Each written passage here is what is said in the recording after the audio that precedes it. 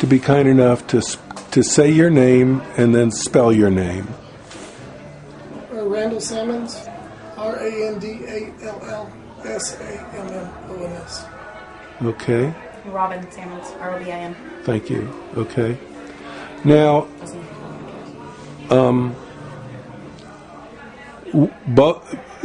Randall, you were the one who ran into this problem. Tell me about it. Just kind of talk about it. Well, it started out, basically, one of the guys at work, his mother does the Raven Ministry stuff. Yes, she goes to New Orleans and preaches at the people that go to New Orleans. And he found out that I was in the lifestyle.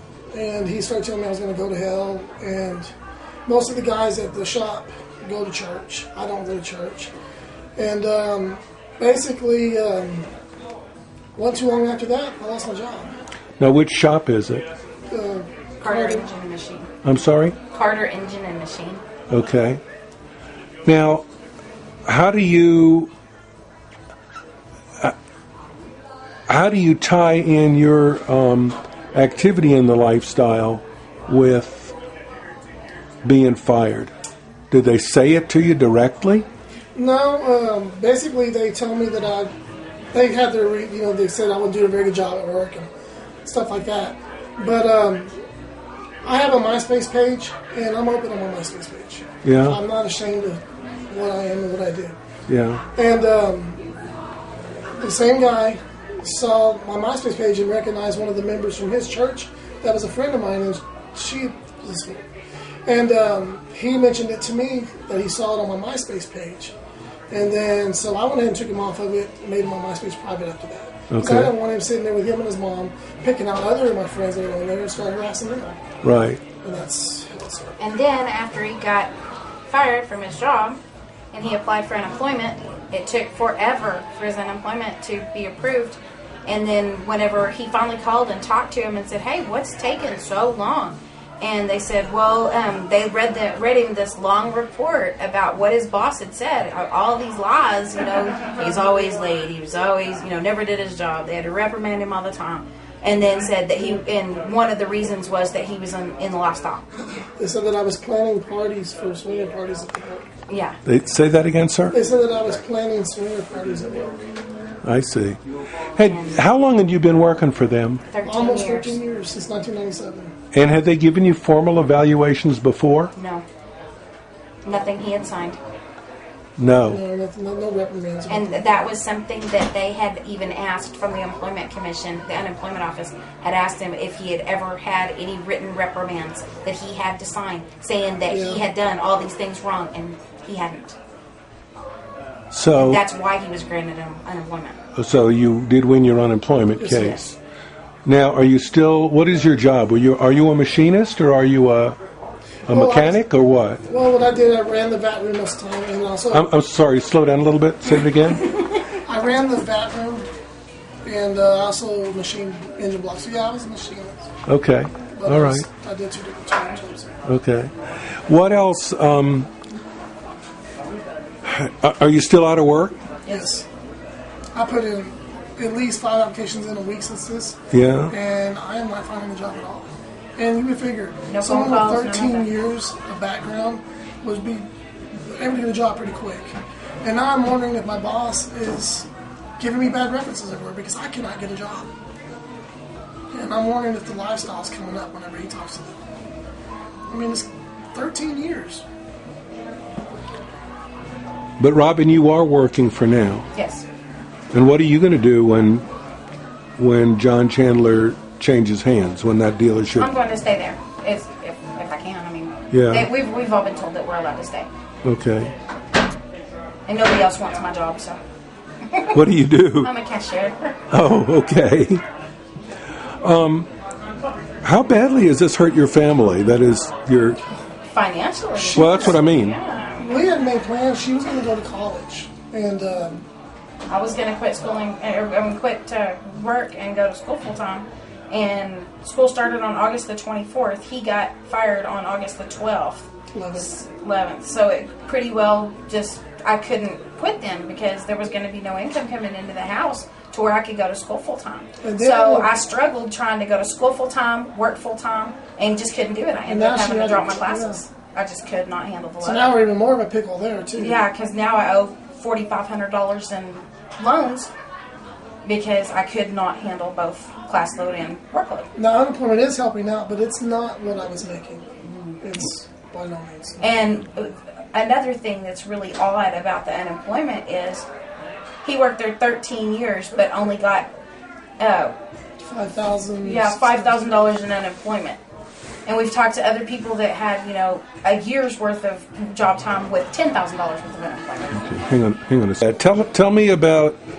Well, right after that first protest on New Year's last year, we had a friend that her boss found out she was in the lifestyle, and all of this stuff started out, and he dropped her hours down to almost nothing, and then fired her a week later. And he said that he just, I think, didn't she say he said he just couldn't handle the implications of her working there or something like that. Yeah, and we're telling her we know somebody who got blackmailed. They sent emails to them took pictures off of their MySpace, and they were just pictures of them at a party somewhere getting drunk. And they took pictures, sent the pictures to them, and told them, we're going to send these pictures to your family if you guys don't do what we want you to do, pretty much. Okay. So to me, that's blackmail. They're taking pictures of people's cars, their license plates, and posting them on their websites, and I've seen that. So videotaping you when you pull in the driveway. To me, that's an invasion of privacy. I don't want anybody videotaping me unless I sign a thing saying, hey. Well, you didn't sign anything for me. Yeah, but I told you, hey, you can do this. I did not get out of my car and tell those people that they could videotape me. So. Right. So let's go back to you actually personally know other people who have been economically hurt by this. And harassed. And Yes. Have they actually, not that I'm saying your job situation wasn't harassment, but have they undertaken other harassment of you? No? Not us, no. And most of that is because they can't really connect us to our car for our license plate because our car's in my dad's name. And I'm pretty much sure if they stopped at my dad's house to harass him that my mom would eat them alive. So, and she doesn't know anything about all this. She probably does now. But my dad does, but he doesn't care. And They don't watch Channel 7 though. I think they watch Channel 10. We're good. Oh, gee. We'll fix that. Yeah, we're going to edit that out. Now you're red. We just ended up on the cutting room floor. Cyberspace these days, kids. Yes. Yeah. Well, what recourse do you guys have if you want to be in the lifestyle? Do you have any recourse? No. No? You learn to deal. I'm not going to let that stop me. Yeah, if it's something that we enjoy and it's something that has actually brought us closer together, then why stop doing something that we enjoy just to please someone else, someone that we didn't even know? If everybody did that all the time, then everybody would be communist or something. They would all doing what someone else said. Yeah. And they wouldn't have any life. We're not going to let them push us around. We're adults, and we have the right to choose the things that we want to do. And, This is still America, right? Yeah, if we want to have sex outside of our marriage, that's our thing. We're not hurting anybody. We're not hurting each other because we have permission. We're not hurting the other people because they would be in the lifestyle too and they would have permission. So that's not hurting anything. How old are you guys? I'm 36 and he's 37. Okay. And how long have you been in the lifestyle? Year and a half. We've been married since Married 17 years. Yeah. What brought you into the lifestyle? It turns out we both were curious about it, but we were afraid to talk to each other about it. And we had a huge fight. Oh my God, it was a bad fight. And we sat down and just talked for an entire night. I mean, a long night, and talked out everything that was wrong with everything out we on had the ever table, done. put it all out there. And then we were like, desires, oh wow, well, I didn't know that. And he was like, yeah, well, I didn't know that either. And so then we started looking into it. Hey, let's get on the computer. Let's see, do other people do this? Is this a normal thing? And we're like, wow, apparently it is. There's thousands of people in Amarillo who do this. Why haven't we met them? And it kind of went from there. We're like, okay, we'll get on a couple of websites. We'll set up a profile. We'll fish a little bit, see who bites, and went from there. And we've had some good experiences, and we've had a couple of bad experiences, and But for the most part, it's been really great. We've made a lot of really good friends. Yes, definitely a lot of good friends, and we don't intend on quitting anytime soon. We enjoy it. It's literally became a lifestyle for us. I mean, it really is. I couldn't fathom going back to the way we were before. No, once you do this, and if you enjoy it in any capacity, life becomes too vanilla. I can go to a male review at the Midnight Rodeo and go, what's the point? Sure, he's cute from a distance, but what's the point? If I want to touch something else, I can go, to somebody's house party and I can touch what's before me. There's no sense in doing that. With permission. With permission, yeah. Right. It's an understanding. What about going back to the economic aspect of this? It's hurt you going back to school. Yes. Yeah, Has it? Most definitely. What else has it? I mean, have you had to sacrifice other? We've had to apply for food stamps. We've had to, which we were going to try for this FIT program, which the FIT program is kind of like HUD. It pays for your rent while you go to school if you're a full-time student, and now I can't do that because I'm not a full-time student. I'm still taking one class. I didn't drop all my classes, but I don't qualify for it because I'm not taking enough hours. And so that was a help that we were kind of counting on if he couldn't find a job to help pay our rent, because I got $1,000 rent. Come December 16th, that's when my unemployment ends. If something doesn't change, we're going to get enrolled. Yeah, because I make $1,200 a month. I bring home $1,200 a month, and my rent's $1,000, and my car payment's $200. Where does that leave me? And they tell me that I make too much money for food stamps. We applied for them, but I make too much. My children lost their insurance because his boss paid for all of our insurance. My children aren't insured right now. He's not insured. He has health problems. He's high blood pressure, stuff like that. He's not insured. The only reason that I'm insured is because it's a buck at work. It's cheap. Well, so that's fixing to change. Yeah, and I'm going to lose that as soon as the company changes hands. So it's been a big financial thing. If my kids get sick, we're in a world of hurt because we cannot afford to take them to the doctor. So if we were the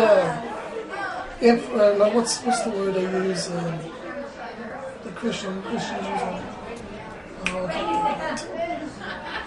There's a word that they call people that aren't saved. If we were like heathens, if we were heathens or something like that, with the amount of money we have right now, we would be living on the streets if we acted the way that they claim we do. We really have we called our landlord and asked him, told him what was going on, and he said, well, if I need to lower your rent, I can. And until he gets a job, he's lowered our rent a little bit just so we can live. He helped us out. But it was two months before you got unemployment, so 2 months without his paycheck, and he made twice what I make. So that was a big cut, and hard to find. So you went from $3,600 a month income to $1,200 a month income. Yeah. Not counting the unemployment, which can't amount to much, right? It's $600 every 2 weeks.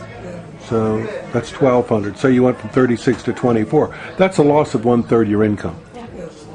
Plus the insurance, which plus going out buying the insurance these days. Ridiculous. Yeah, if I were to get insurance just on me and him at work, it would be $250 a week out of every paycheck. Now here's another crazy thing: the amount of money we're making is not enough to buy insurance, but it's too much to get. To get CHIP or Medicaid or food stamps So or we're anything else for really my in a kids. serious pickle right now. And I'm gonna go to college, or I'm gonna hopefully get a good job.